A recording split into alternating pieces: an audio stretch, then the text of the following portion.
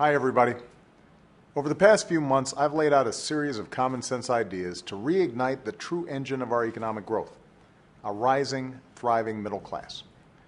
The way I see it, there are three areas where we need to focus. One, making America a magnet for good jobs. Two, making sure our workers have the education and skills they need to do those jobs. And three, making sure your hard work leads to a decent living. I've also been visiting cities across the country that are doing some interesting and creative things along these lines. So on Friday, for example, I stopped by a factory in Baltimore that's creating good jobs here at home by exporting dredging equipment abroad. I read with young kids at a pre-K program where kids are getting a head start learning the skills they need to succeed in life. And I stopped by a program that's helping folks in tough circumstances, especially low-income dads, get the training and guidance they need to find work and support their families. That's why I like getting out of the Washington echo chamber whenever I can, because too often our politics aren't focused on the same things you are. Working hard, supporting your family, and supporting your community. Making sure your kids have every chance in life. More than anything, the American people make me optimistic about where we're headed as a nation, especially after all we've been through during the past several years.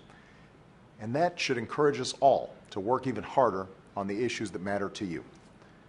In a little over 3 years, our businesses have created more than 6.5 million new jobs. And while our unemployment rate is still too high, it's the lowest it's been since 2008. But now we need to create even more good middle-class jobs, and we've got to do it faster. Corporate profits have skyrocketed to an all-time high. But now we need to get middle-class wages and incomes rising too. Our housing market is healing, but we need to do a lot more to help families stay in their homes, or to help them refinance to take advantage of historically low rates.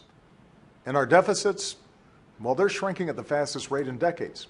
But now we've got to budget in a smarter way that doesn't hurt middle-class families or harm critical investments in our future.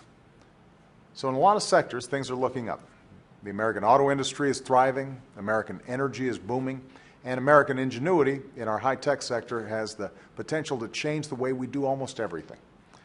In the coming weeks, I'm going to visit more cities like Baltimore and Austin, Texas, where I was 2 weeks ago.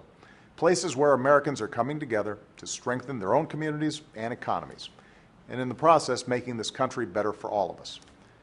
And I'm going to keep on trying to work with both parties in Washington to make progress on your priorities.